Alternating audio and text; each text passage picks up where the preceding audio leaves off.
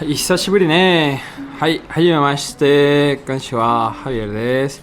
今日、モンスターの映画館、始めましょう。それは、はい。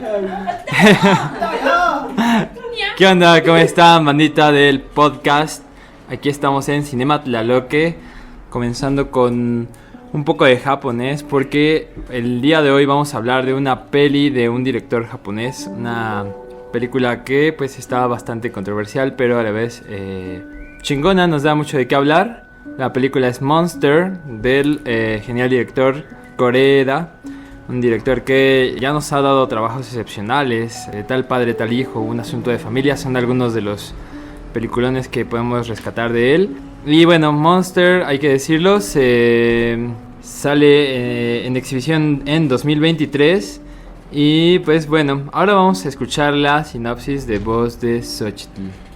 Cuando su joven hijo Minato empieza a comportarse de forma extraña, su madre siente que algo va mal. Al descubrir que el responsable de todo ello es un profesor, irrumpe en la escuela exigiendo saber qué está pasando. Pero a medida que la historia se desarrolla a través de los ojos de la madre, el profesor y el niño, la verdad va saliendo a la luz poco a poco. Y le paso el micrófono a Jazz. Pues empezamos, este ya es el 6º capítulo, ¿no? Sí. Ya estamos más de la mitad de nuestra primera temporada y pues hoy nos toca hablar de esta fantástica película. A mí me gusta mucho el cine de Koreeda. Creo que esta es la que menos me ha gustado, pero bueno, ya les diré por qué. Y le paso el micro al buen Dani.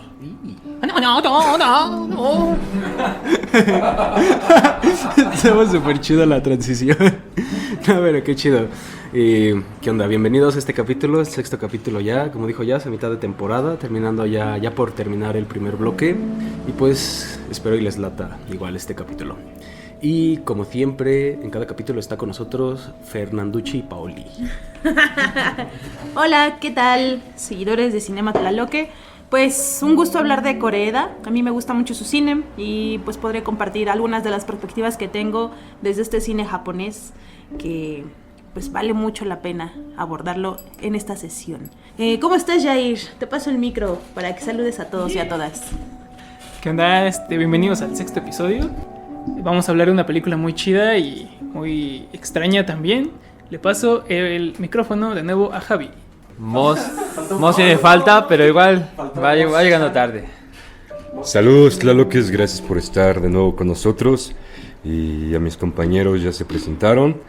Continúo con Javi.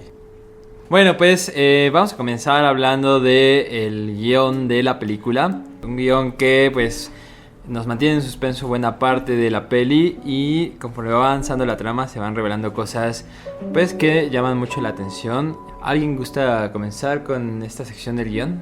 Gracias, Javi. Pues digo, todo el cine de Koreeda en general tiene como esta especie de experimentación narrativa, una experimentación con el guión. A mí lo que me gustó mucho de esta es que me recordó en cierto momento a Kurosawa, particularmente a Rashomon, porque si ya vieron la película o si no la han visto, anímense a verla. Lo que vamos a encontrar es como una historia contada desde múltiples perspectivas. Es decir, juega muy bien con esta especie de narrativa de múltiples escenarios, de múltiples visiones, de múltiples testimonios. Y al final queda como esta especie de apertura hacia la interpretación del espectador. Es difícil escribir un guión así justo porque tienes que medir muy bien de quién va a ser la versión, ¿no? O desde qué mirada se está contando la historia.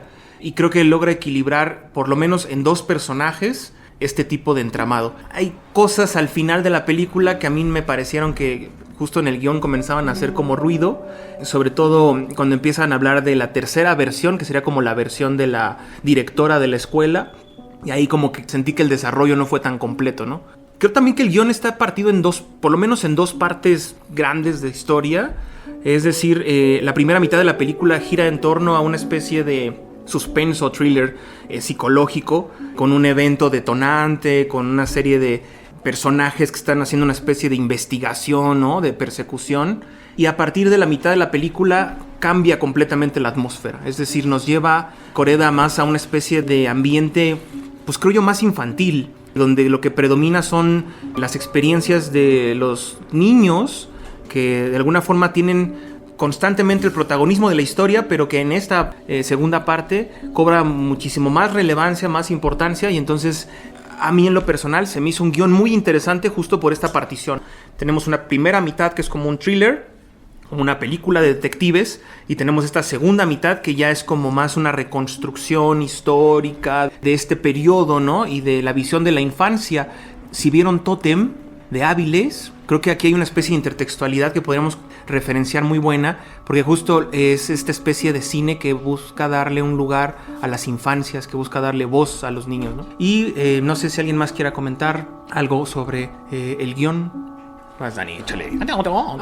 Ya me tengo ahí, Javi. Acabas de insultar a mis ancestros. A mis ancestros. Mi linaje. Mi honor. Su orgullo. Ay, no, igual. Yo creo que sí está bien así justo un guión interesante. Yo cuando leí la sinopsis y veía que estaba partido como en 3 partes, sí me sacó de onda al principio. Bueno, es como una cuestión muy personal porque por lo menos las películas que he visto así, que están como divididas en una parte, se me hace como muy complicado poder seguir la línea o cómo encontrar el cruce de los caminos, ¿no? En este caso de las 3 historias, y yo creo que en ese guión sí lo puede lograr de una manera muy chida, porque las 3 historias en este caso siento que son como muy ligeritas de llevar, y también algo que me gustó muchísimo es cómo los personajes siempre en cualquiera de las 3 historias tienen una aparición. Tanto en la historia de Minato, la del profesor y la de la directora. Fue también lo que me gustó del guión. Y se me hizo así como muy sencillo, y yo creo que fue algo muy bien logrado. Y está nada más, yo creo. ¿Alguien más quiere hablar de eso?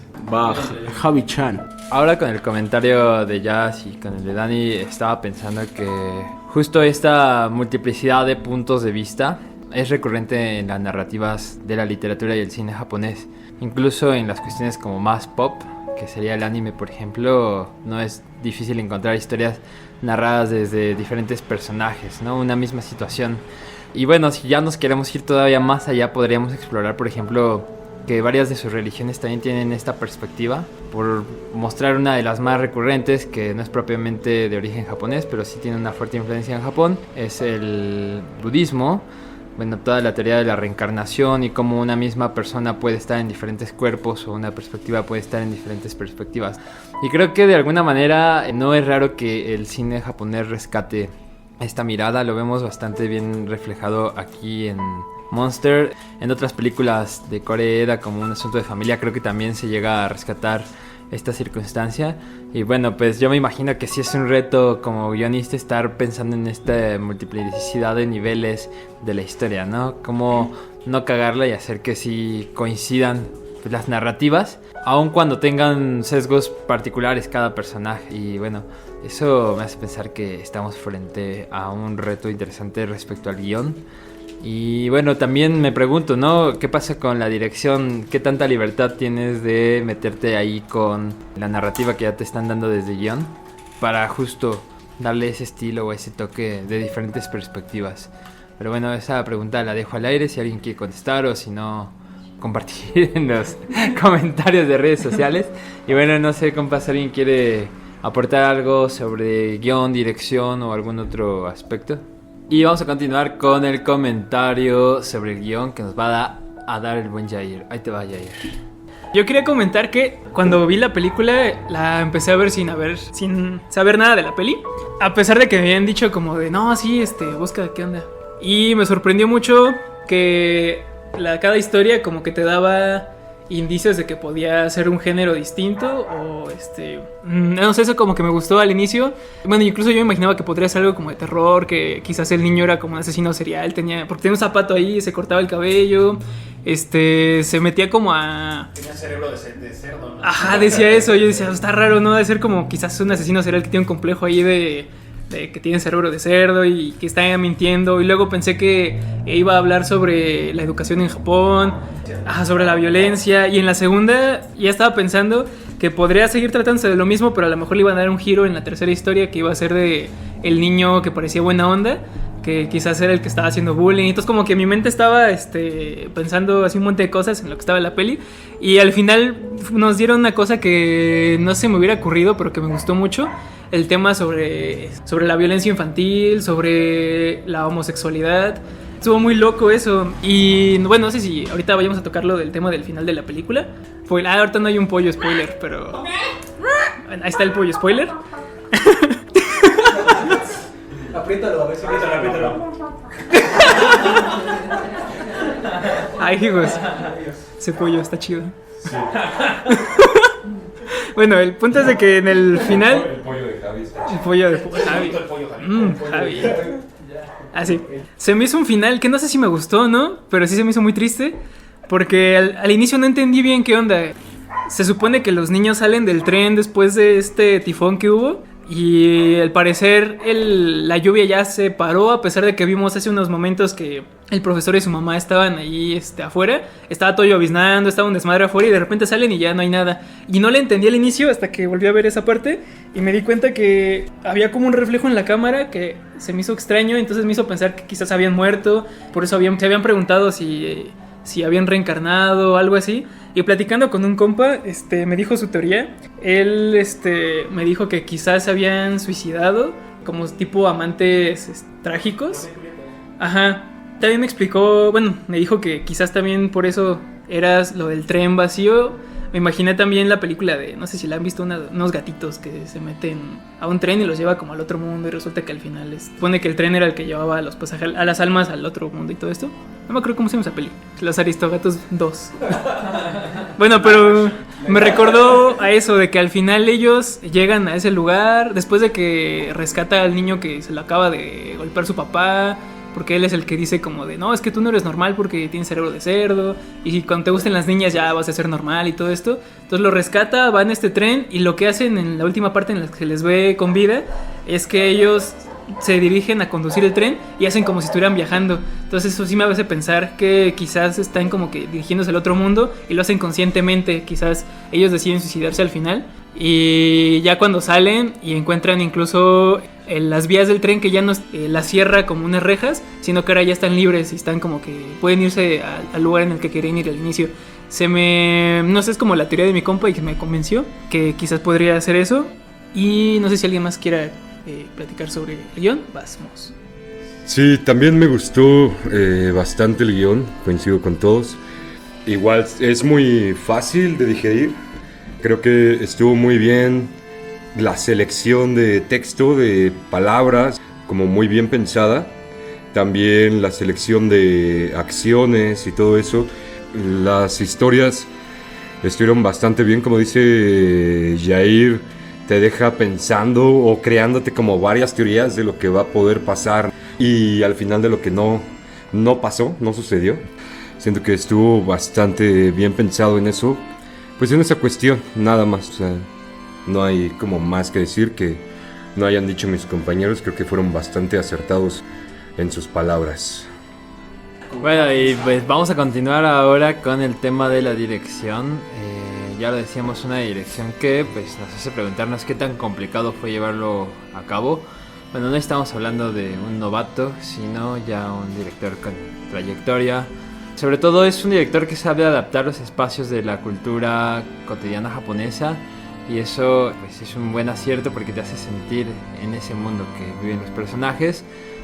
Pero bueno, veamos qué dice la bandita por acá sobre la dirección de esta peli. ¿Quién nos quiere compartir alguna perspectiva, alguna idea? Yo no sé, ahorita escuchando el comentario de Yair me surgió la duda de si la dirección estuvo tan bien ejecutada.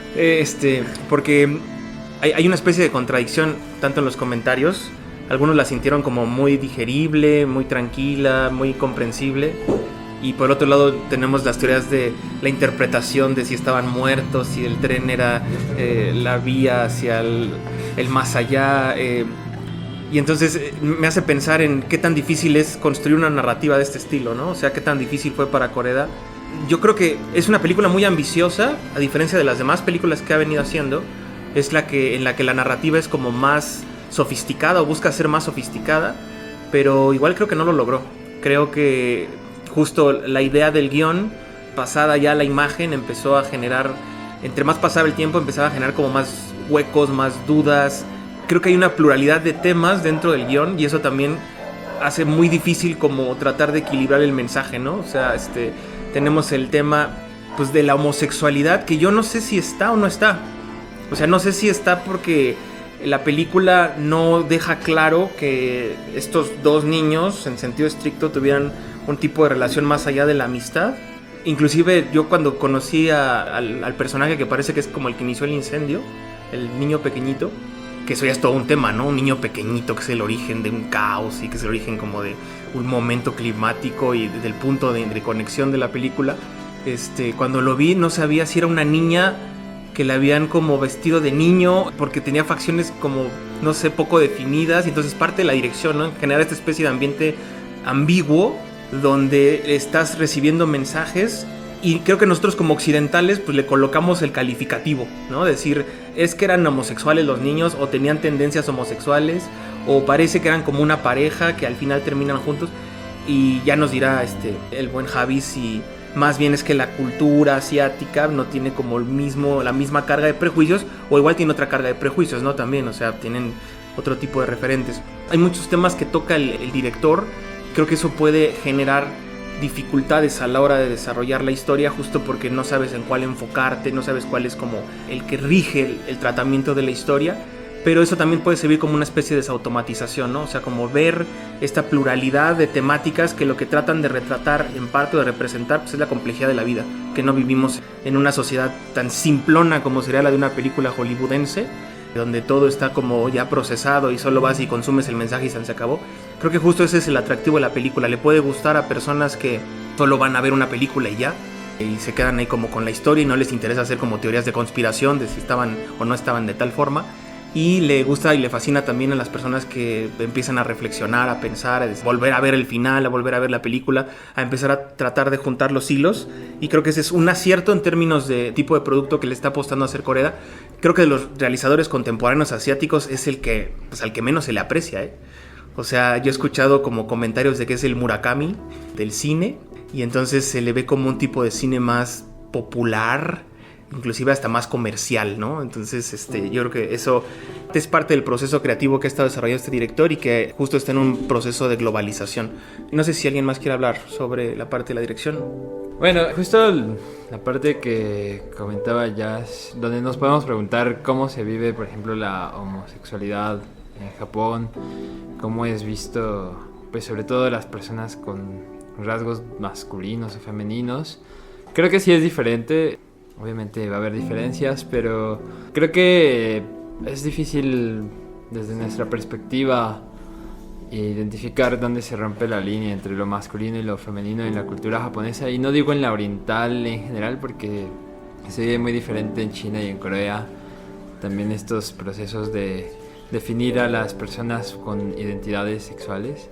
Es común, por ejemplo, ver a los hombres en Japón cargando bolsas o monederos. Y pues nadie dice, pues es joto o se ve afeminado. Es como, no es normal, ¿no? Así les funciona y les da como un estatus incluso.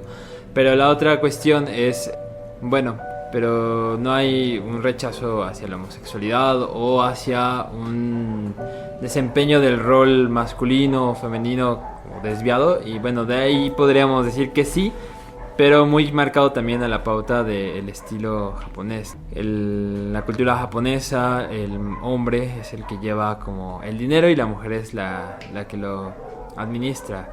Y bueno, ya llevarlo todavía a términos de infancias es como mucho más complicado, porque pues bueno, ¿qué podemos cargarle a las infancias de estos rasgos que son roles para adultos? El de, por ejemplo, aportar el dinero para la casa o ser la administradora de los recursos del hogar.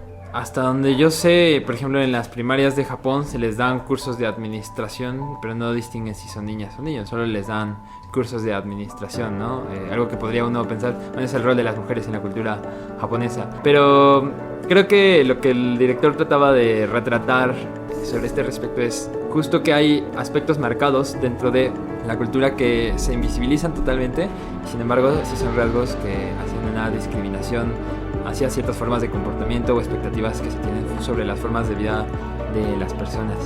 Y bueno, creo que en general podría decir eso sobre la cuestión de parte de la posible homosexualidad retratada en la película. Bueno, no sé si les gustaría hablar de otro tema relacionado con las temáticas sociales que nos lleva a la película. Por ejemplo, tenemos la forma en que se vive la escolaridad en Japón y las normas estrictas que se tienen, bueno, muy particularmente cómo se retratan en esta película. También el tema de la paternidad es una cuestión que se observa aquí y que es también recurrente en el cine de Koreeda, y sobre todo porque creo que es un crítico en ese sentido de la idea de paternidad que se tiene en Japón. No sé, ¿alguno de estos temas les interesa comentarlo? Sí, yo quería comentar que quizás... Bueno, es que yo sí vi ciertos elementos que podrían indicar que el tema de la película es sobre la homosexualidad. Principalmente porque el niño de la película, el protagonista, lo dice como tal a la directora de es que me está comenzando a gustar alguien. De hecho, hay una escena que me hizo pensar mucho en la dirección, principalmente de dirección de niños, que es cuando está en el tren y el niño le dice como de es que mi papá me va a llevar a vivir con mi abuelita, entonces ya nos vamos a ver. Y ahí hay una escena que sí se me hace algo sugerente que podría ir por ese tema, porque se abrazan, pero hay como cierta tensión ahí entre los niños cuando se están mirando, se están acercando, y luego el otro niño cuando lo quiere abrazar y se va acercando más como a su rostro, el otro niño lo detiene y le dice, no, es que yo no soy así, se va corriendo. Entonces, eso me hace pensar lo difícil que podría ser trabajar con niños, y principalmente este tipo de escenas donde se trabaja quizás, no sé si se podría decir un erotismo en infancias, pero no sé, me resulta interesante esto que al menos yo no lo he visto tan explorado en el cine, y pues nada más quería comentar eso. Le paso el micro a Jazz. Sí, justo a eso me refería un poco, ¿no? Que no es tan claro, por lo menos a mí no se me hizo tan claro el mensaje. Digo, ya nos pondrán en los comentarios el público si a ellos sí les parece que es una película que hable directamente de la homosexualidad. Y lo voy a conectar con lo otro que comentaba Javier, que es esta cuestión del paternalismo. En términos generales, a mí Koreeda me parece un conservador. Ahí voy a lanzar como mi hipótesis. Creo que retrata temas que en apariencia son liberales, como la homosexualidad, la prostitución, habla de la violencia, critica a la educación, critica todas las estructuras, pero al final nos termina llevando siempre a esta especie como de mundo donde hay un anhelo nostálgico a cómo era el pasado, ¿no? Están pensando, no sé, esta especie de ritual que hay en la película donde están celebrando, creo que es el cumpleaños del papá muerto, y entonces la mamá deja al hijo hablándole al papá, ¿no? Como esperando que haga una confesión de que le está pasando en esta especie de... No sé, ¿es adolescente el chico? Tengo yo como ahí mis dudas, porque estaba como en un proceso de transición, ¿no? Estaba como en un proceso de cambio, como adolescencia, ¿no? En una especie de adolescencia donde es callado, empieza a tener actitudes raras, ¿no? Esto clásico que nos han contado que es la adolescencia occidental, y ahí es donde uno dice, oye, pues entonces, ¿estás hablando de un discurso asiático o me estás retratando una especie de estereotipo de adolescente occidentalizado, ¿no? Ahí hay como toda esta cuestión del choque cultural, pero creo que al final las películas de Koreeda siempre me dan esta sensación de que es un conservador, o sea, de que toda la crítica que va como articulando en la fábula final es como, pues no está tan chido ser homosexual, pues no está tan chido que las familias estén separadas porque ya ven los niños locos que sacan, no está tan chido que el profesor ande con prostitutas porque ya ves que termina acusado de golpeador. Entonces, cuando vas analizando los personajes y los arquetipos que se van configurando, a mí en lo personal parece un conservador, un cuate que te está diciendo, perdimos la estructura, perdimos la familia tradicional, perdimos los valores, el Japón de antes era mejor, o la época pasada era mejor, y entonces voy a elaborar toda esta crítica para al final decirte, ve la sociedad de mierda en la que habitas, ¿no? O sea, ve el tipo de realidad en la que estás viviendo y esfuérzate por cambiarla. No sé, eso es lo que me da impresión por todas las películas que he visto de él, ¿no? O sea, siempre hay como esta especie de indicio progresista, pero como es una perspectiva crítica, entonces parece que más bien está apelando a un posicionamiento más de las épocas pasadas. Hace poquito escuchaba esto de ¿qué es un conservador? Escuché en un lado, pues un conservador es aquel que quiere que se respeten las formas tradicionales de vida y de convivencia de una sociedad. Un liberal es el que quiere cambiarlas, el que apuesta porque cambiemos o modifiquemos las formas tradicionales de vida y de convivencia. Entonces, desde mi perspectiva, al no dejar tan claro, ¿no?, si está en pro o en contra de la prostitución, en pro o en contra de las familias desintegradas, en pro o en contra de la homosexualidad entre los niños o niñas, lo que sea, pues al final parece que está dando un discurso de vamos a regresar a las estructuras tradicionales y ojalá algún día podamos volver a ese mundo que se perdió. No sé ustedes cómo lo vean. Sí, pues yo coincido contigo. Desde cierta perspectiva puede ser como un director muy conservador. Nos plantea, sobre todo, la estructura de la familia japonesa incluye, por ejemplo, a los abuelos, ¿no? Y es una crítica fuerte contra las familias que no incluyen a los adultos mayores. Quizá en esta película no se ve mucho ese punto, pero en películas que ya ha hecho el director sí se identifica. Pero la crítica va por otro lado. ¿Qué pasa con la directora? Que precisamente es una abuela que está involucrada en el accidente de su nieta. Ella también carga con cierta culpa. Creo que intencionalmente el director, como firma personal, hace esas críticas personales hacia la reforma social que tiene Japón actualmente. La verdad no he investigado sobre discursos que ha dado el director fuera de la pantalla, como cuál es su postura, pero siento que en ese sentido hay como dos opiniones sobre la cultura japonesa dicha desde los japoneses. Una es, todo viene a fregarse por la generación que nació en los 80s y los 90, o fueron unos malcriados. En Japón, aclaro, ese es un fenómeno que se atañe justo a la juventud japonesa. Por ejemplo, las personas que son de esa época tienen el sentimiento de que los boomers de su país les cargaron la responsabilidad de algo que ellos impidieron, que es deudas sociales muy fuertes, una estructura muy marcada. Y bueno, de ahí también viene una generación que es muy, digamos, rebelde para los estándares conservadores japoneses. Y creo que de alguna manera es un poco lo que retrata Koreeda en sus películas, particularmente en esta también se llega a dar, no es gratuito que la madre sea como de esa generación, que el maestro también sea como de esa generación. Y lo que está pasando ahorita en Japón es que las nuevas juventudes están también teniendo este estallamiento de rebeldía, ¿no? Si ustedes investigan como noticias de lo que está pasando en las calles de Tokio ahora, hay jóvenes que entre los 20 y los 30 años ahorita son homeless, pero como que viven en la eterna fiesta. Se prostituyen o... Hemos oído que aquí en México también ¿Eso hay fue algunos casos. ¿La fiesta o la prostitución? En todo sentido. Curso es medio japonés. Pero bueno, la idea es que justamente otra vez están enfrentando un problema de generación donde los jóvenes de entre 30 y 20 años como que no asumen la responsabilidad de lo que les toca, ¿no? Y según la perspectiva de los adultos conservadores. Y entonces vienen esta serie de críticas y polariza la forma de ver a la juventud en Japón, ¿no? Entonces no estoy seguro yo tampoco si Koreeda está en la perspectiva de la crítica porque cree que es bueno hacer la crítica o porque simplemente es un viejito quejumbroso. Sí, no sé cuál es su postura. A veces creo que es una, a veces creo que es otra. Por ejemplo, en la película, la anterior a esta, Un asunto de familia, me parece más liberal en ese sentido o más libertino, podríamos decir, ¿no? Pero aquí sí es como más conservadorón el señor.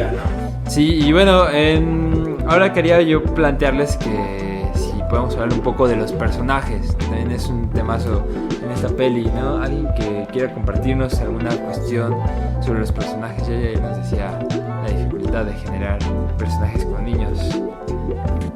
Creo que estuvo bastante, bueno, bien lograda esa evolución que tuvo cada personaje en cuanto, por ejemplo, la primera historia que vimos que era de la madre, cómo fue trabajándolo de a poco a lograr su clima, que es cuando tenemos que se nos hace pensar tal vez que el niño se aventó, ¿no? Y ahí fue como el último clímax de la madre, pero fíjate cómo te viene trabajando ese personaje de a poco, una madre como quiero a mi hijo, pero estoy un poco preocupada, y lo fue subiendo, ¿no? Y eso estuvo bastante bien logrado cuando ya termina de y al final los cabellos de Zodíaco, se llama Saori. Sí. qué loco. Y al final pues no fue lo que pensábamos. Sí creo que la interpretación también del profesor. ¿Cómo vemos esa otra perspectiva? Que uno al principio te lo pintan como el profesor malo, pero luego vemos cómo no es así, pero también va evolucionando hasta llegar a un momento como de tensión, de desesperación de él, porque pues lo corrieron, le están haciendo falsos, y ese personaje, esa evolución del personaje de que sabemos que no es malo, pero llegó a tocar bastante fuerte a alguien, ¿no? Y eso creo que estuvo bien logrado en ese sentido del personaje, que no se volvió exagerado y muy brusco y malo, sino la misma tensión lo hizo subir, ¿no? Y siento que ahí fue cuando, no sé si fue qué onda del director, si tuvieron acting coach, lo que sea, pero siento que ahí era el límite que tenía que llegar el profesor. a la vez que cerramos con él cuando se va a aventar. También se va a aventar, ¿no? Como nos hacen pensar del niño y no. En cuanto al niño, sí, o sea, yo también no sabía si era más pequeño porque había como mucha diferencia en el grupo de niños. Había unos chiquititos, ¿no? Que decías, ¿qué onda? Y había otros muy altos. Y, ¿qué pasó ahí? ¿No? O sea, ¿son del mismo grupo? ¿O qué onda? O sea, sí. Entonces, siento que su evolución también, como dijo Jazz hace rato, fue cuestión de tratar de marcar esa adolescencia, pero también sabíamos que eran niños, pero eran niños adolescentes. ¿Qué pasó ahí? Entonces ya no sé cómo lo marcaron. Sin duda creo que sí fue un gran acierto la relación que tuvo con su amigo, en cuanto a eso que dicen que te habla de una amistad y de algo más como romántico. Sin duda sí pasó, ¿no? Evidentemente tú agarras a alguien así cuando va a ser algo romántico, no se puede ocultar, pero también te los quitan y te los separan, así como de, mira, voy a poner esto, pero al final no lo pongo para que pienses eso. Y justo es lo que nos está haciendo pensar el director desde un principio, porque vemos dos personas al principio que se va a aventar, luego vemos otro que no se avienta y así.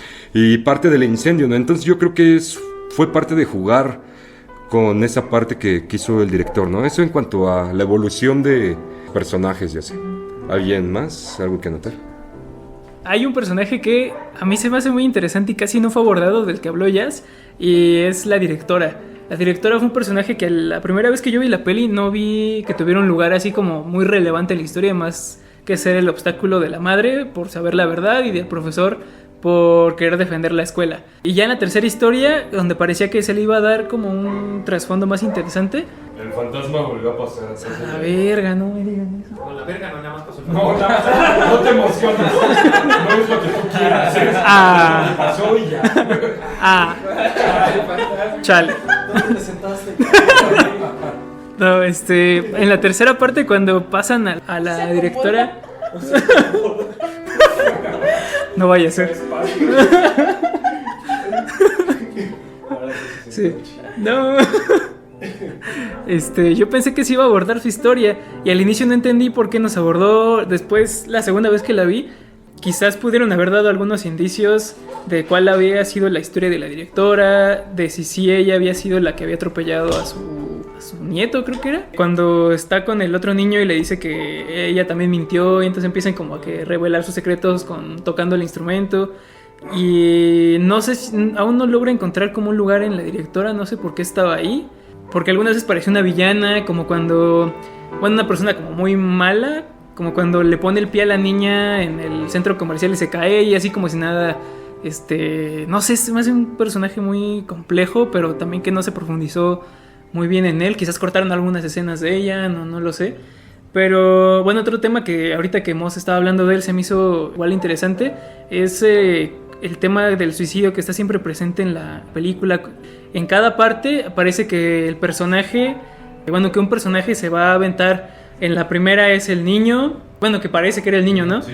En la segunda es el profesor y en la tercera ahí, pues la verdad, o sea, siento que podría verse como los niños que están al final en el tren, que deciden irse por cuenta propia al lugar, pero no sé. Y en las dos... La metáfora que contabas hace rato. Ajá, quizás.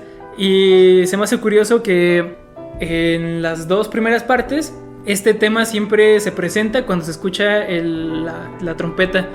Cuando la mamá entra y ve el salón vacío y la ventana abierta, se escucha el sonido de la trompeta del niño que está diciendo su secreto, pero tocando el instrumento. Y en la segunda es justamente lo que detiene al profesor de no aventarse, que suena esta trompeta y es cuando se detiene y dice, no mames, ¿qué estoy haciendo? Y se baja. En la tercera vemos como ese secreto o esa depresión que está teniendo el niño y que al final libera todo tocando el instrumento. No sé, siento que son personajes muy complejos, que tienen muchos temas, por ejemplo el abandono por parte de, no sé, por ejemplo el niño con la mamá, porque se da a entender que no murió, que los dejó. Y pues eso era lo que quería abordar de los personajes. ¿Alguien más quiere hablar sobre los personajes? Le paso el micro a Dani. No, sí, igual yo creo que son personajes muy complejos, todos son muy únicos, diferentes a su manera. También lo que me encantó bastante de la construcción de los personajes es que puedes llegar a sentir la desesperación también de la madre, ¿no? Buscando a su hijo, que es así como pues un sentimiento que yo creo todas las madres han padecido y también tanto nosotros como hijos que nos han dicho, o de las veces que no nos llegan a encontrar, si ha sido así, como que algo muy, muy bonito, algo muy padre. También me choqueó bastante que no se contara como más historia de la directora. O sea, en lo personal yo no alcancé a entender si, digamos, hubo como una especie de acuerdo junto con su esposo para que, digamos, que él se echara la culpa de lo que había pasado y ella continuara así como fuera. También me hizo así como referencia al título que tiene de Monster, que es justo cuando están interrogando o culpando al profesor de que maltrata al niño. Pero bueno, todos los directivos de ahí de la escuela así como que agachaban la cabeza. O sea, yo llegué a pensar que eran así como robots. Se veían como muy estáticos. O sea, yo dije, o sea, está haciendo como referencia, ¿no? Y también ya había salido el papá del niño. Él decía, es que soy un monstruo, cerebro de cerdo. Cerebro de cerdo. Y yo pensaba que de eso iba a tratar la película, ¿no? De que a lo mejor había un cuate por ahí experimentando, que es como que ahorita lo que está haciendo muchísimo Corea, ¿no? Así como la nueva película que va a salir de que es sobre un panecillo, ¿no? Que lo convierten así como en algo, no sé, que se hace como muy experimental. También yo creo que por esa parte también me enganchó. Bueno, todos los personajes son muy bellos porque te traen así como muchísimas referencias, tanto de tu círculo personal, familiar, y tocando bastantes temas como muy profundos. Por ejemplo, lo que estaban diciendo ya, como tanto el abandono, el suicidio, el acoso, el bullying, digamos también cómo llevar ese sentimiento de no querer salir del closet a pesar de que no sé si sea como el punto de la película buscar o marcar, digamos, la homosexualidad tanto en niños, y yo siento que es eso, cada personaje yo creo que es muy, muy bonito porque logras empatizar y conectar con cada uno de ellos. También siento que es como, ahora sí que como se dice, el chisme rompe amistades, ¿no? Igual de lo que pasó con el maestro, ¿no? De que cuando está al principio de la película que es el incendio y de que todos están diciendo de que iba saliendo de un bar de chicas, pero en realidad iba como con su novia. Luego también su novia en este proceso, digamos, de decadencia durante la escuela también lo va dejando. Y pues sí, es como un personaje como muy único. Yo creo que en general todos tienen algo bastante que aportar a la historia para tener algo muy, muy bonito de este cine japonés. ¿Alguien más? Va, el buen Javi.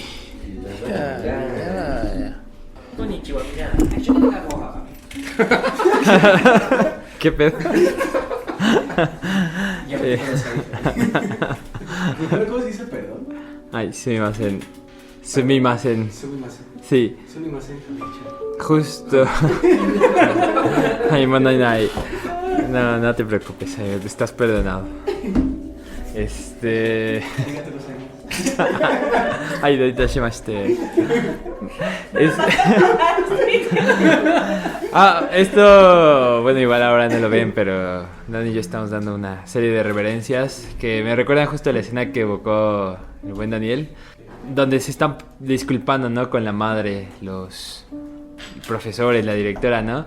Y no sé si a ustedes les pasó también, creo que justo como Dani nos decía, te llama la atención esa escena porque rompe con el ritmo de la película. Dices, o sea, voy viendo una película de una relación entre una familia, un posible abuso para un morro.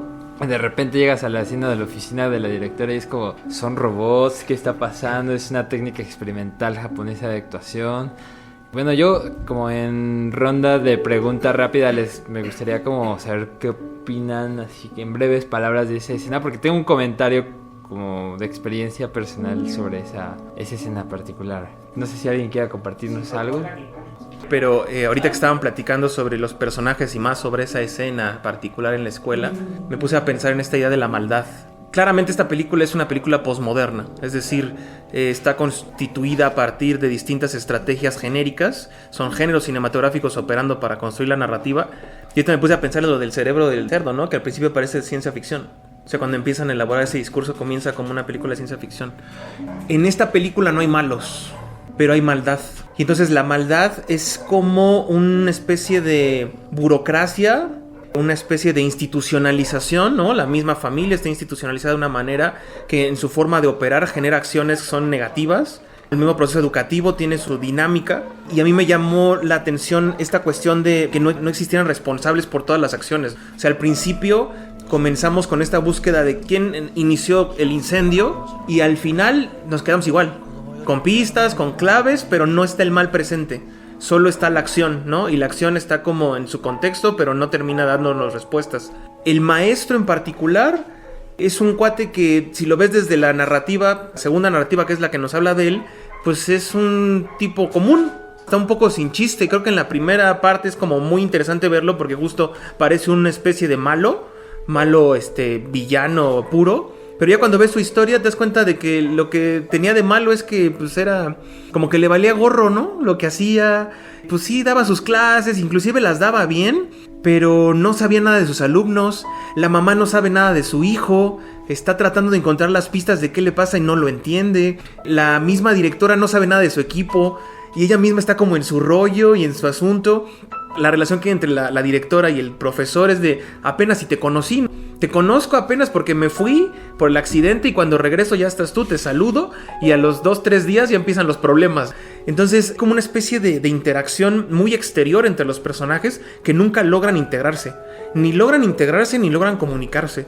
Entonces eso me llamó muchísimo la atención porque justo es esa especie de idea del mal banal. De que ya no hay malos, de que ya no está la maldad como nos gustaría encarnada en un personaje, el villano, como en Kung Fu Panda, el villano que hace las cosas con una especie de voluntad de hacer mal, sino que aquí es la estructura social, las instituciones, y entonces cuando surge un evento, mecánicamente surge la respuesta, disculpa.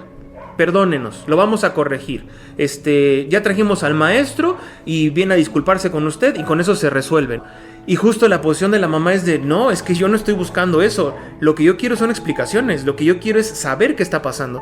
Porque justo en esta escena hay este mecanismo de, pues, supongo que es un mecanismo muy asiático, muy japonés, ¿no? De, cometí un error, lo reconozco y ofrezco una disculpa, pero esa disculpa es vacía, plana. Es justo la institución que responde como puede, pero que ya cuando ves esa respuesta no llena nada, al contrario, vacía más, ¿no? Y entonces te das cuenta que la necesidad de los personajes, lo que están buscando, está más allá de las mismas acciones que va describiendo la película. No sé si alguien más quiera comentar de esta escena. A ver, yo, nada más, igual haciendo referencia a otra escena, igual ya creo que es de la parte de la historia del maestro, cuando le están diciendo todo lo que diga, ¿no? Como el guión para pedir disculpas, ¿no? Y que la directora sí estaba así como tal cual, ¿no? De que tienes que decir esto porque hay que proteger la institución. Así como de que, ay, que al principio cuando pasa, que era lo que decía Jazz, o sea, ves al maestro que es, el malvado, o sea, es así como hasta serio, bien calmado. Y ya hasta cuando lo ves, cuando cuentan su historia, sí es así de que, no, pues, ese profe es bien chido, ahora sí que su error fue ser light. Fue ser como barco, ¿no? Ajá, o sea, fue como que su error fue ser como muy barco, ¿no? Y también así como anteponer todo el renombre y el prestigio de la escuela para que no cayera. Eso también me sorprendió bastante y que también me hizo así como referencia al nombre, ¿no? De Monster, porque yo dije, es que estos cuates, o sea, no sé, es que no parecen humanos, porque, o sea, son como muy secos y muy fríos, pero ya cuando vas entendiendo más las tres historias, ha sido como ya el plus, ¿no? Parece que lo monstruoso son las relaciones sociales, ¿no? Ajá. O sea, no es un monstruo, sino que el efecto es de la relación social misma. Ajá, sí. Que genera monstruos. Monstruos, anda, sí. Es como el Joker japonés. Dale, una forma. Pero ya es mi comentario, no sé si alguien más vaya a participar, vaya a ir. Ahorita que están comentando todo esto, yo no lo había pensado tanto, o sea, yo me había quedado con que era como la forma legal quizá que tenían de no llevarlo a más este problema, porque hasta tienen como sus notitas ahí, no sé si es un abogado el que tienen ahí o es un profesor, pero todo el tiempo ya todo está escrito como de se van a disculpar y tienen como una respuesta para cada pregunta que le haga la mamá, ¿no? Orden del día. Sí, incluso cuando ella le pregunta, ¿estoy hablando con seres humanos? Hasta tienen que revisar la libreta para ver qué contestar. Y la mamá, sí, en el guión. Ajá. Sí, eso me hace, bueno, yo pensaba eso y ahorita que están hablando, por ejemplo, de estos problemas de la institución, o más profundos, que incluso, bueno, me hace pensar que a la directora pues no le importaba mucho cuál era la verdad, simplemente le importaba salvar su escuela. Ella por eso sigue como estos patrones, y el profesor que digamos que podría decir la verdad y él con su verdad podría haber evitado todo el rollo de la película, pues al final fue detenido por la institución, por la directora, que fue la que al final terminó haciendo todo un embrollo de este problema. También me hace pensar como en el abandono de los niños en la institución. Bueno, que no solamente se ve en Japón, aquí en México está muy fuerte el problema de la violencia infantil, tanto de los mayores a los niños como entre los mismos niños, que es como un mundo, el bullying es un mundo muy caótico, y que los adultos, o sea, simplemente en la película, por ejemplo, el profesor llega al salón, ve que el niño está aventando todas las cosas y le pregunta la razón y el niño lo que le contesta es que me están molestando. Y lo que hace el profesor es decirle, pues discúlpate con ellos porque ¿a poco tú no crees que le sienten mal cuando avienta sus cosas? Pero a los demás niños los deja así, que sigan. Entonces, como que hay pues no sé, quizás una normalización de la violencia infantil o la, bueno, no sé, todo superficial, ¿no? Ajá. Que no llegas a bajar a la acción. Sí. Te quedas en la superficie, das el objetivo y ya. Sí, exacto. Entonces eso me hizo pensar esa escena. No sé si se refería también Javi, ahorita nos dirá. ¿Alguien más quiere hablar sobre esa escena? Vamos. ¿A dónde? Vamos. A la Frida. No, bueno, igual vamos a la Frida, por favor. Tiene mucho que no voy a la Frida. Patrocínanos. Deberemos, sí. Ya va a ser casi un día. 24 horas. Sí, coincido con Javi en cuestión de que parecen robots. Ahorita comentaba ya sobre el profesor que se le vino algo así como que dijiste ya, era muy desinteresado. Pero también se lo dice la novia. En una escena le dice, eres muy desinteresado con los niños. Y es lo que estoy relacionando ahorita con lo que está diciendo Yair. Ese desinterés de la escuela hacia los niños, exacto. Sí. Sí. Pero su hobby, ¿qué era? O sea, revisaba, ajá, sí. Y las corregía y las mandaba a la editorial para que las corrigieran. Y hasta le dice, oye, te ves muy psicópata cuando estás feliz, la novia. Ajá, así como Yair. No es cierto, Yair. Pero sí, sí se ven muy personitas de videojuegos con las que no interactúas. ¿Cómo se llaman? Ajá, exacto, se ven muy así. Entonces no sé si sea como esta crítica justo a la institución o sea como para resaltar los demás personajes. Por eso los profesores y la institución es así. O siga siendo ese juego que tiene el director que nos lleva durante toda la película, ¿no? Creo que eso no nos los deja muy claro y por eso surgieron estas dudas. Entonces, pues no sé, es como mi punto de vista y nada más. Y le paso el micro a Jair. Esa no fue muy malévola. Ahorita que hemos estado hablando sobre el profesor, me acordé de que, bueno, quizá no estoy tan de acuerdo con que el profesor haya sido tan desinteresado con la vida de sus estudiantes. Creo que él al inicio sí le importaba un poco qué es lo que pasaba con sus alumnos, pero fue el mismo sistema el que fue haciendo que se alejara cada vez más de ellos, porque al inicio hasta él va a la casa del niño para saber qué onda con su alumno, y es el papá el que como lo aleja un poco de estos temas, como que se porta muy hostil con él, y hasta le pregunta, ¿a ustedes los profesores no les pagan tanto? ¿Por qué viene acá? O sea, ¿a poco sí le interesa mucho su alumno? Y poco a poco lo van alejando más de este vínculo que pudo haber creado con sus alumnos, hasta volverlo alguien pues muy alienado con la escuela, con su comunidad, y pues nada más quería mencionar eso. Ahora sí le paso el micro a Javi. Bueno, hay un concepto en la cultura japonesa que se llama tatemae, y tatemae es una forma de comportamiento, un protocolo de la cultura del trabajo en Japón, donde tú tienes que tener una forma de ser con las personas que interactúas, tanto si son tus colegas de trabajo, como si son tus jefes, como si son tus clientes. Particularmente con los clientes, la interacción es siempre como optimista, siempre como también muy agachando la cabeza. Tienes que tener, prácticamente para ellos el cliente es como un dios. Pero quizá no lo pensamos como aquí en México diríamos el cliente es un dios, donde te desvives por él, sino le tienes que guardar toda la honra posible. Y creo que justo la escena de la dirección es ese reflejo del tatemae, ¿no? De esa cultura del trabajo, que si bien no es como que existe un manual exacto de cómo comportarte en ciertas situaciones, de alguna manera todo el mundo lo aprende. Y yo les decía ahorita que tenía como una experiencia relacionada con eso. Bueno, tengo un poco de acercamiento con la cultura japonesa porque en algún momento he trabajado como profesor de español para japoneses y pues justamente varios de mis alumnos son trabajadores que vienen a México a trabajar en industrias como la automotriz. Bueno, pues en alguna ocasión hubo una falta de protocolo de mi parte, yo no conocía al tanto todos los pasos que hay detrás de esto, pero bueno, como ya tengo cierto dominio del idioma, los japoneses consideraban que sí tenía ese dominio cultural. En el momento de no hacer la reverencia adecuada, todos se quedaron congelados y me vieron así con cara de ¿what? Y entonces el que era el jefe así como que les dijo calma, calma, y entonces ya todos empezaron a tomar una actitud robótica literal y me sentí como en una situación muy extraña. Como en esta película me identifico un poco con el personaje de la madre de qué está pasando, qué les pasa a estos individuos que se están reverenciando como un minuto y diciendo palabras de halago y disculpas al mismo tiempo. ¿Qué debo de hacer yo en esta situación, no?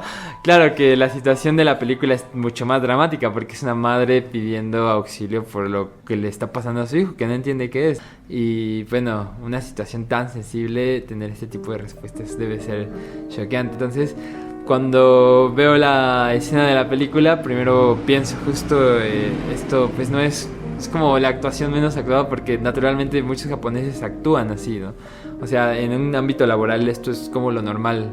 Cuando alguien comete un error, todos se comportan de esa manera, es como muy reservados, pidiendo disculpas, casi pegando al frente al piso para pedir la disculpa. Y bueno, pues justo me parece interesante cómo todas las interpretaciones que nos han compartido sobre esta peculiar escena, pero que también está en toda la película, refleja esa parte cultural, ¿no? Que quizá en la cultura mexicana no tenemos tan marcada, o no de esa manera, pero bueno, al final del día, pues sí, justo no es como tanto una cuestión que sea anormal. Ese comportamiento robótico, frío, es una cuestión que está inmersa en la misma cultura japonesa. Y bueno, amigos, ya yendo a las consideraciones finales de la película, pues vamos a dar algunas palabras para ir cerrando estas rondas de comentarios. Y bueno, le paso el micro al buen Jair. Atrás de micrófonos, o no sé cómo se diga en un podcast, tras bambalinas, estaba mencionando que si uno se ponía muy mamador en la película, podría verse como si el juego de tarjetitas que se ponían en la cabeza a los niños hacía referencia al título de Monster, y que podría ser, bueno, me imagino por ejemplo en la escena cuando están pensando qué personajes son o qué animal son que tienen en la tarjetita, y uno de los personajes dice como de, es que eres un personaje que te ves como dificultades y te tiras y te haces el muerto, y el otro personaje le dices, eres tú, y el vato se cae como sonriendo. Entonces podría ser como que, y el juego de hecho se llama ¿Quién es el monstruo? Algo así, ¿no? Ajá, entonces no sé, quizás están descubriendo como su identidad en el mundo y lo que le dicen las demás personas y no sé, pero bueno, o sea, está muy chida la peli, véanla y no sé, saquen sus propias interpretaciones de qué será. Le paso el micro a el buen Dani. Sí, igual como comentario final, está muy chida la película, me gustó, pues yo creo nada más, ya recalcar para el final de este capítulo. Y pues aquí se la pasa muy a gustito. Sí, porque pues ¿qué otra cosa podemos decir? Y bye, arigato gozaimasu. Arigato gozaimasu. Bueno, pues ya llegamos al final. Ya casi se acaba nuestra primera temporada, entonces no se pierda ninguno de los capítulos. Ya vamos a cerrar. Hablábamos tras bambalinas, como dice Jair, de algunos temas que quizás nos faltaron hacerles referencia, hablar un poquito de la música, que la verdad yo no me acuerdo mucho de la música. Buen Moss fue el que tuvo con más atención en eso, entonces ahorita les platicará. Hablar sobre los efectos digitales, claramente una película que utiliza efectos digitales en el momento del incendio y algunos efectos especiales en el momento de la tormenta, pero bueno, yo en general no creo que haya sido como un elemento tan importante en el desarrollo, aunque parecía, ¿no? Hay que decirlo que al inicio de la película el incendio parece como fundamental dentro de toda la estructuración, y es interesante esta relación entre el fuego y el agua, ¿no? Que también está como una especie de constante, no solo en esta película, sino en todas las películas del director. La presencia de la naturaleza es como un elemento constante en su narrativa. Pero bueno, yo cerraría el comentario recomendándoles que vean esta película o vean todas las películas de Koreda si pueden. Creo que también nos faltaría hablar quizás en otros programas sobre el director y sobre pues la estética, la visión que tiene, ¿no? En cada una de sus películas, profundizar esta cuestión de la crítica a la época actual en Japón, y creo que la crítica a la occidentalización del mundo, como hacia los demás países mal llamados tercermundistas o el third cinema representan este tipo de vinculación con la occidentalización del mundo en general. Entonces, bueno, les agradecemos mucho que nos hayan escuchado. Ya saben que tenemos nuestro grupo en Facebook. Si quieren integrarse, mándenos un mensaje. ¿Cuál sería el de esta semana? ¿Konnichiwa? A ver, lo va a decir Dani. Ese va a ser el mensaje de esta semana. Ay, no sé por cuál votamos. ¿Qué se les ocurre? ¿Quién es el monstruo? Y tienen que adivinar qué monstruo pensamos. Bueno, es muy cabrón, ¿no? Sí, es que pensamos. Nada, si quién es el monstruo, que sea eso. La respuesta del día de hoy. ¿Quién es el monstruo? Ahí está la respuesta para la semana. Y pues compartan el podcast, denle amor y nos vemos la próxima semanita por acá. Cuídense mucho. Arigatou gozaimasu. Bueno, yo quiero sí tocar algunos temas que ya mencionaron los Dani, que ya mencionaron los compañeros en cuanto al arte. Me gustó bastante la paleta de colores. Era un contraste, no sé si lo notaron, entre colores pasteles opacos y colores bastante oscuros dependiendo de las escenas, ¿no? Y las secuencias y el lapsus donde te metían a esa secuencia. Creo que eso me gustó bastante, me gustó mucho el verde que hubo con el bosque, pero también en los niños que usaban sí colores crema, que predominaba mucho justo el color como vainilla y el azul en ambos. Eso me gustó bastante, que también justo fue el que predominaba en su fuerte, que era el vagón del tren. Esos dos colores, ¿no? Como en mi parte como haciendo un simbolismo a ellos dos y que ese espacio les pertenecía, entonces eso me gustó bastante. Yo sí le puse atención un poco a la música y hubo pues varias escenas que, como mencionó Jair hace rato, las trompetas, eso estuvo bastante bueno en las diferentes secuencias. Por supuesto también hubo una canción que me gustó mucho, que era la del piano, donde se... Pase, joven. No hay joven. Continúo con lo de la música. Quiero anexar dos canciones a un compa. Quiero hablar sobre la música. Si puedo.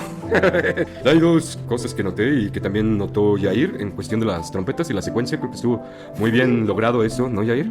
Y una canción de piano que fue cuando estaban los niños en el bosque y se repetía constantemente cuando ellos estaban en el bosque, pero me parece que es cuestión de que ellos se sentían seguros en su fuerte y en su lugar, vaya, su lugar seguro, ¿no? Esa canción creo que es la que resalto bastante en ese sentido. Y también, pues vaya, en cuanto al foley, el ambiente y cómo fusionaban la música con el ambiente de atrás, ¿no? Ya sé que se movía un vaso, se movían varias cosas mientras estaba la canción y mientras hablaba el texto. Fue tal vez muy sutil y tal vez no se percibió del todo esto, pero no sé si fue como mi predisposición a notar esas cosas y tal vez como por eso las noté, pero eso me pasó a diferencia como de los compañeros. Ya ustedes escucharán el soundtrack o el ambiente de fondo aquí en el podcast, entonces ya espero también lo noten, ¿no? En ese sentido. Pues eso era todo que tenía que agregar en cuanto a arte y música.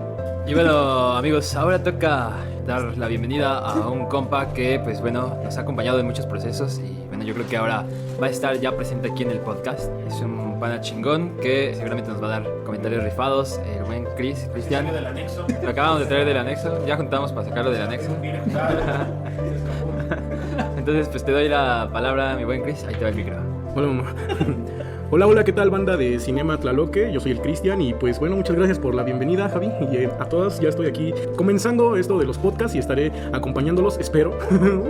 Entonces, pues para comenzar quiero agregar algo sobre la película. A mí me pareció súper genial el desarrollo que se le dio a los personajes en cuanto a que se trató de mostrar un poquito de su contexto de cada personaje. Eso incluso me llegó a parecer como que podría simpatizar con los villanos. Quiero recordar a la directora de la escuela que podría ser como una mala persona. Incluso llegaba un momento en el que ya tenía como yo mucha frustración como de, ay, ¿cómo no le da un golpe ya? Pero era como entendible porque acaba de perder a uno era su nieto. Entonces este desarrollo de personajes que se le dio en el guión, yo creo que nos lleva a entender el poder del guión para llevarnos a una atmósfera y cómo se puede contar una historia teniendo buenos argumentos, buenos diálogos. Y para mí, en lo personal, esta película me agradó bastante. O sea, sí tenemos parte de arte, la parte de producción, pero en lo general para mí el guión es lo que más importa en una película. Gracias. Y en estas últimas consideraciones de la película, pues a mí me gusta mucho la marca personal del director de incluir el clima como un elemento que va marcando elementos distintivos de la narrativa. No es la primera vez que lo hace, quizá aquí no lo hace con tanta fuerza como en otras pelis, pero sí se nota también como... Me acaban de robar el micro. La Michelle quiere decir algo. Ustedes no lo pueden ver, pero está hablando por su cola. ¿Quién? La Michelle. Bueno, y pues simplemente eso, ¿no? Creo que debe ser interesante ver el proceso en cómo armas una tormenta o aprovechas el recurso de la tormenta. Que por cierto, en Japón se da un chingo, entonces yo creo que sí podría haber sido una grabación en un tifón real. Y bueno, solo para abonar lo que decía ya hace rato, fuego y agua son elementos fundamentales, pero particularmente para la cultura japonesa ambos son elementos de purificación, ¿no? Entonces creo que no es gratuito que ambos aparezcan en partes fundamentales de la película. Y bueno, pues nos pasamos a despedir, bandita. No nos queda más que decir que nos sigan en las redes sociales. Estamos tanto en Facebook como en Instagram. Cinema Tlaloques es el nombre de este podcast y así nos encuentran en redes. Y bueno, recuerden que para unirse al grupo de Facebook hay que dar una contraseña. Y la contraseña en esta ocasión es quién es el monstruo. Y bueno, pues ya se la saben. それじゃあ今日お疲れ様でした。じゃあまたね。さよなら。